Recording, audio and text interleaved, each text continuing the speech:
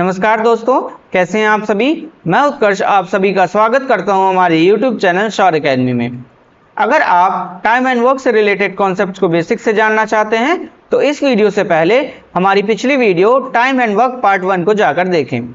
उस वीडियो में हमने टाइम एंड वर्क से रिलेटेड कॉन्सेप्ट्स को बेसिक से जाना है और डिफरेंट टाइप्स ऑफ क्वेश्चनों को सॉल्व किया है। इस वीडियो में भी हम मोर डिफरेंट टाइप्स ऑफ क्वेश्चनों को सॉल्व करेंगे। तो आइए चलते हैं क्वेश्चनों की ओर। पहला कॉन्सेप्ट से रिलेटेड क्वेश्चन है, if A alone can do a certain work in x days and A and B together can do the same work in y days, then B can do the same work in. यदि A अकेले एक निश्चित कार्य को x दिन में कर सकता है और a और b मिलकर समान कार्य को y दिन में कर सकते हैं, तो b अकेले उसी कार्य को कितने दिन में कंप्लीट कर सकते हैं। ठीक है, तो अगर a x दिन लगाता है सेम काम करने में तो इसकी एफिशिएंसी क्या हो जाएगी 1/x। ए की एफिशिएंसी क्या हो जाएगी 1/x। ठीक है, ए और बी उसी कार्य को कंप्लीट करने में y दिन लगाते हैं। कितने दिन लगाते हैं? y दिन लगाते हैं। तो इसकी एफिशिएंसी क्या हो जाएगी, ए और बी की अगर हम एफिशिएंसी की बात करें तो एफिशिएंसी क्या हो जाएगी 1/y। ठीक है, तो पूछा है कि बी को कितने दिन लगेंगे उसी सेम कार्य को कंप्लीट करने में। ठीक है, अगर हमें बी की एफिशिएंसी निकालनी हो तो हम कैसे निकालेंगे, a प्लस बी माइनस ए। ठीक है, क्या निकालेंगे a प्लस बी माइनस ए, जो कि हो जाएगा b equal to 1/y minus 1/x। ठीक है, तो ये क्या हो जाएगी x minus y upon x y. B की एफिशिएंसी क्या निकल के आएगी x minus y upon x y. ठीक है, क्वेश्चन में क्या बोला है हमें, टाइम रिक्वायर्ड। तो जैसा कि हमने पिछली वीडियो में देखा था कि टाइम रिक्वायर्ड और एफिशिएंसी के बीच में रिलेशनशिप, तो क्या होता है कि एफिशिएंसी जो होती है वो इन्वर्सली प्रोपोर्शनल होती है टाइम टेकन के। ठीक है, तो अगर हमें निकालना है कि बी को सेम कार्य करने में कितने दिन लगेंगे तो आंसर क्या आ जाएगा x y upon x minus y. ठीक है, क्या आ जाएगा x y upon x minus y. इससे रिलेटेड एक क्वेश्चन देख लेते हैं। If A can do a work in 6 days and A plus B together do the same work in 4 days, then B alone can do the work in how many days? ठीक है, इसमें सीधा सीधा पूछा है कि B को कितने दिन लगेंगे सेम कार्य करने में, तो A को कितने दिन लगेंगे हैं 6 डेज। A प्लस B को कितने दिन, A और B को साथ में काम करने में, सेम काम करने में कितने दिन लगे हैं 4 दिन। तो इसका फॉर्मूला क्या है x y upon x minus y. ठीक है, अगर हमें टाइम रिक्वायर्ड चाहिए तो x y upon x minus y हो जाएगा। ठीक है, तो ये आ जाएगा 6 इंटू 4 अपॉन 6 माइनस 4, ये आ जाएगा 24/2। तो 12 डेज लगेंगे सेम काम कंप्लीट करने में बी को। ठीक है, अगर यहीं पर एफिशिएंसी बोल देता तो 1/12 हमारी एफिशिएंसी निकल के आ जाती। ठीक है, आइए चलते हैं नेक्स्ट कॉन्सेप्ट रिलेटेड क्वेश्चन की ओर। If food is available for X days for A men at a certain place and after Y days B men join, then the remaining food will serve total men for। यदि A पुरुषों के लिए निश्चित स्थान में X दिनों के लिए भोजन उपलब्ध है और Y दिनों के बाद B पुरुष शामिल होते हैं तो बचा हुआ भोजन कुल कितने पुरुषों के काम आएगा। तो रिक्वायर्ड टाइम क्या हो जाएगा, आवश्यक समय A x minus y upon A plus B. ठीक है, ये क्या निकल के आएगा कि वह बचा हुआ भोजन कितने पुरुषों के काम आएगा। ठीक है, अगर बी मन ज्वाइन करते हैं वाई डेज में तो ठीक है, तो हम आसानी से निकाल सकते हैं कि a into x minus y upon A plus B. इससे रिलेटेड एक क्वेश्चन देख लेते हैं। If food available for 50 days for 25 man and after 10 days 15 new man join, then remaining food will serve total man for. यदि 25 पुरुषों के लिए 50 दिन तक भोजन उपलब्ध है, 10 दिनों, यहाँ क्या आ जाएगा डेज, 10 डेज, 10 दिन के बाद 15 नए आदमी जुड़ेंगे, फिर बाकी खाना कुल कितने पुरुष खाएंगे। ठीक है, तो इसका फॉर्मूला क्या हो जाएगा, यदि ए की वैल्यू क्या हो जाएगी हमारी 25 मैन। ठीक है, उपलब्ध खाना कितने आदमियों के लिए था 25 आदमियों के लिए। ठीक है, फिर उसके बाद b की वैल्यू क्या हो जाएगी, b की वैल्यू हो जाएगी हमारी 15। ठीक है, नए हमारे कितने लोग जुड़े थे 15 लोग जुड़े। ठीक है, x की वैल्यू क्या हो गई हमारी 50 दिन के लिए उपलब्ध था वो भोजन, ठीक है। पहले हमारे पास 50 दिन के लिए उपलब्ध था जिसको 25 मैन कंज्यूम कर सकते थे, ठीक है। तो x की वैल्यू क्या हो गई 50 और y की वैल्यू क्या हो जाएगी 10, ठीक है। हमारा फॉर्मूला है a x minus y upon a plus B, ठीक है। तो a की वैल्यू क्या हो जाएगी 25, x minus 5, x minus y क्या हो जाएगा 50 माइनस 10 अपॉन 25 प्लस 15, तो क्या आ जाएगा 25 इंटू 40 अपॉन 40, तो कितना आंसर आ जाएगा इसका 25। तो 25 मैन और उस भोजन को कंज्यूम कर पाएंगे, ठीक है। आइए चलते हैं नेक्स्ट कॉन्सेप्ट की ओर। इफ ए मैन और बी बॉयज और C women can do a certain work in x days, then A1 man, B1 boys and C1 women can do the same work in। यदि A पुरुष, B लड़के और C महिला एक निश्चित कार्य को x दिनों में कर सकेंगी, तो A1 पुरुष, B1 लड़के और C1 महिलाएं उसी काम को कितने दिन में कंप्लीट कर सकेंगी। तो क्या आ जाएगा formula, time taken equal to x upon A1 upon A plus B1 upon B plus C1 upon C, ठीक है। तो इससे रिलेटेड एक क्वेश्चन देख लेते हैं।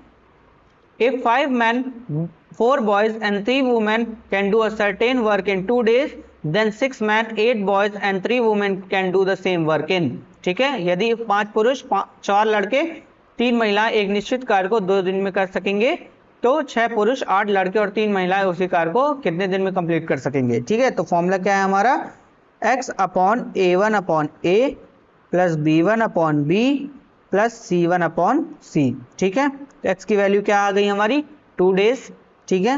x की वैल्यू क्या है हमारी 2, ठीक है। तो A1 क्या है हमारा 6 अपॉन 5 प्लस 8 अपॉन 2, ठीक है, प्लस 3 अपॉन 3, ठीक है। तो इसको सॉल्व करेंगे, क्या आ जाएगा हमारा 2 अपॉन 6 अपॉन 5 प्लस 2 प्लस 1, ठीक है।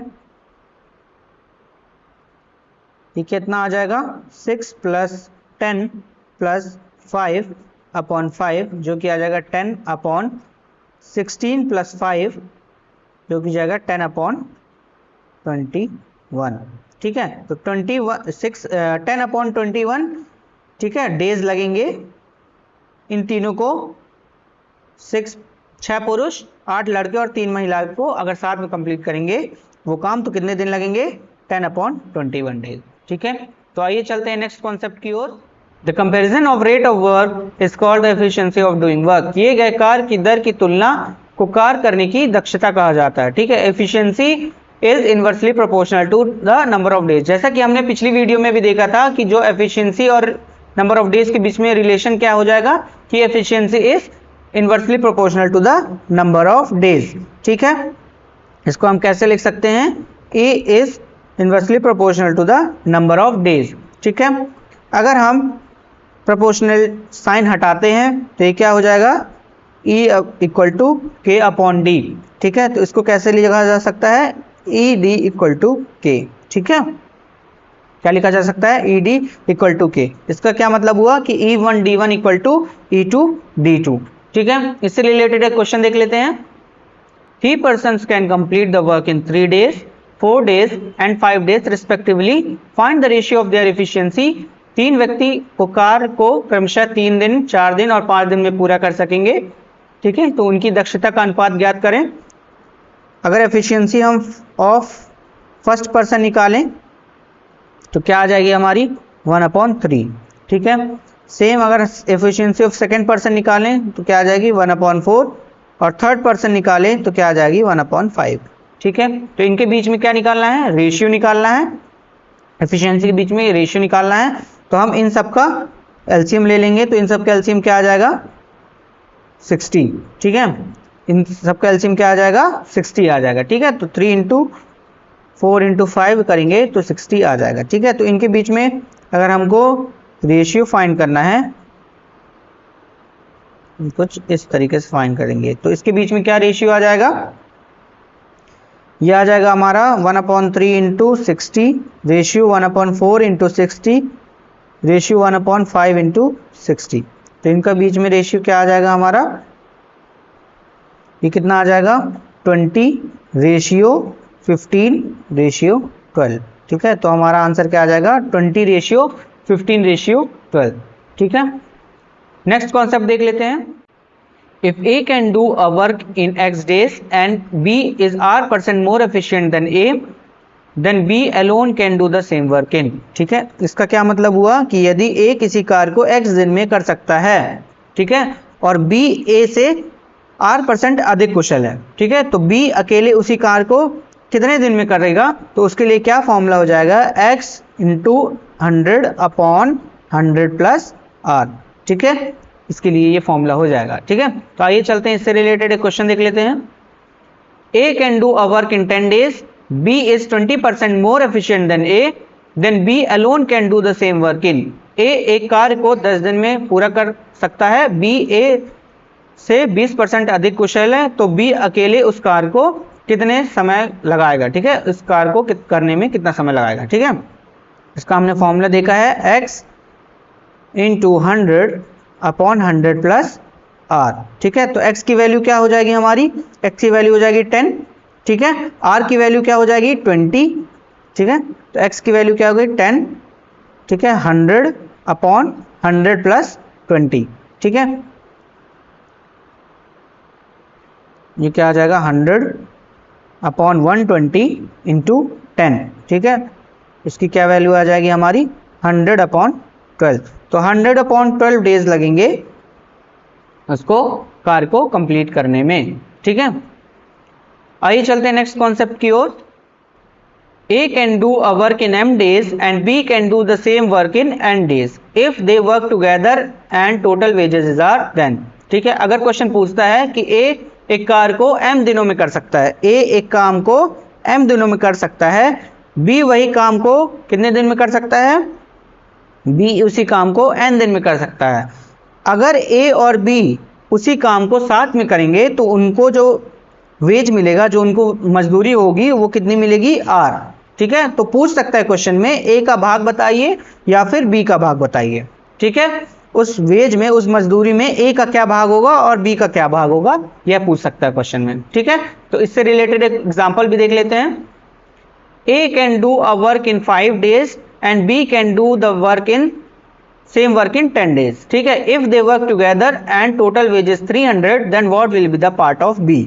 ठीक है, A उसी काम को 5 दिन में करता है, जो कि M की वैल्यू अगर हम फॉर्मूला के हिसाब से जाएं तो M की वैल्यू हो जाएगी। ठीक है, B उसी काम को 10 दिन में कंप्लीट कर रहा है, तो N की वैल्यू ये हो जाएगी।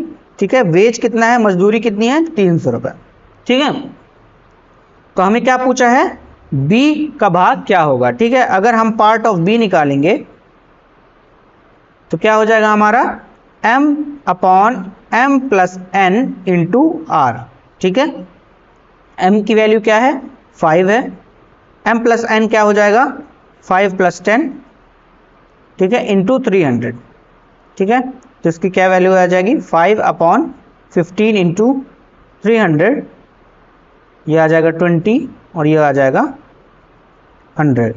तो 300 में 100 किसका भाग होगा, 100 रुपए किसका भाग होगा, B का पार्ट होगा, और 200 A का पार्ट हो जाएगा। ठीक है, आइए चलते हैं नेक्स्ट कॉन्सेप्ट की ओर। If A working alone takes X days more than A and B and B working alone takes Y days more than A and B, then the number of days taken by A and B working together to finish a job।